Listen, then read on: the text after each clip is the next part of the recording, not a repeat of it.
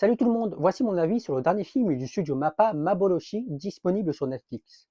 Il a été réalisé par Mari Okada qui avait notamment fait Maquilla en 2018. Alors, qu'est-ce que j'ai pensé de ce film? Eh bien, pour être honnête, pas grand-chose. J'ai même été assez déçu. Il y avait de très bonnes choses, mais aussi de très mauvaises, et malheureusement, j'ai trouvé le film trop alambiqué à mon goût, et la tournure scénaristique qu'il a pris ne m'a finalement pas convaincu.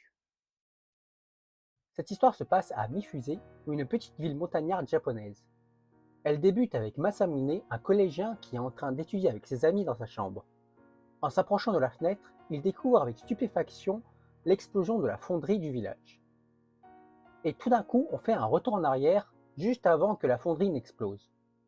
Ils sortent et assistent à un phénomène très étrange.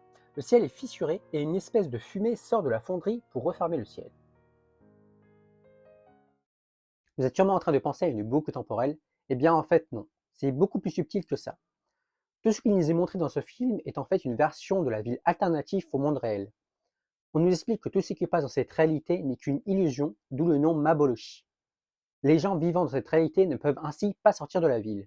Et la sorte de fumée qui jaillit de la fonderie est en fait un phénomène empêchant cette réalité de disparaître. La grosse particularité est que le temps n'avance plus, c'est-à-dire que tous les changements temporels n'agissent plus sur cette réalité, notamment la vieillesse qui n'a plus d'incidence sur les personnages, et en particulier nos collégiens qui vont se poser beaucoup de questions concernant leur future vie d'adulte incertaine. J'ai trouvé l'idée très bonne, mais c'est là que le film m'a beaucoup dérangé dans sa construction. La mise en contexte arrive beaucoup trop tard, et en vérité avant même qu'on se pose les bonnes questions, on nous montre des indices qui viennent y répondre.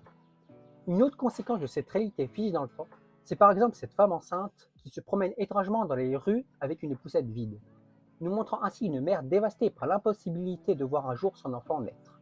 J'ai beaucoup aimé ce passage et c'est subtilement bien amené en plus, mais ça ne fait que surfer sur des questionnements permanents du téléspectateur. Cela peut facilement s'expliquer car toute l'intrigue se déroule 10 ans après le commencement de cette réalité. Les événements étranges se passant en ville n'intriguent donc plus nos personnages, contrairement à nous, téléspectateurs, qui ne partageons pas les mêmes connaissances. Ce qui fait que nous ne sommes pas dans le même état d'esprit, et ça pose un gros problème de rythme. Le film met beaucoup de temps à démarrer, et les enjeux ainsi que les réponses sont exposés beaucoup trop tardivement. Le film se construit alors comme un slice of life avec une pseudo-romance. Masamune, après une altercation avec Mutsumi, une camarade de classe, vont faire la rencontre d'une petite fille détenue en captivité à la fonderie. On nous révèle qu'elle est la fille des versions réelles de Masamune et Mutsumi, qui sont alors beaucoup plus âgées dans le vrai monde. Cette petite fille nommée Itsumi par Masamune a atterri dans ce monde illusoire juste après l'explosion de la fonderie. Plus tard dans le film, on nous raconte que ces émotions influent sur les fissures du monde illusoire. Le père de Masamune et le chef du village Mamoru, également beau-père de Mutsumi, ont trouvé cette jeune fille dans la fonderie et ont découvert sa véritable identité en tant que Saki.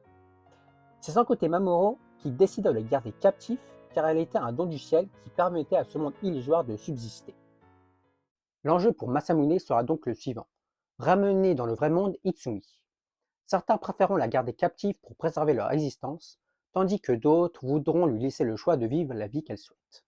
Pour contraster avec mon avis, le film se veut tout de même très poétique et n'hésite pas à utiliser des métaphores pour exprimer ses idées. Papa a fait un travail relativement bien niveau visuel et j'ai beaucoup aimé les séquences de fin sur la fonderie où la nature a repris ses droits. Pour conclure, je pense que le film a voulu trop en faire. Il aurait mieux valu se concentrer sur l'histoire d'amour entre Masamune et Mutsumi et écarter l'intrigue avec Itsumi.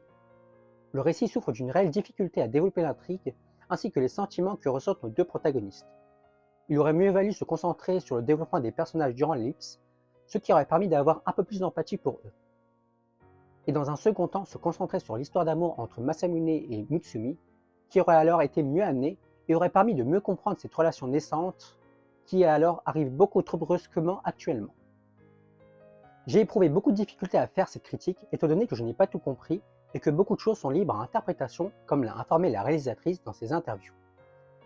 N'hésitez pas à me faire part de vos avis et à liker si vous avez apprécié mon travail. Sur ce, je vous dis à la prochaine.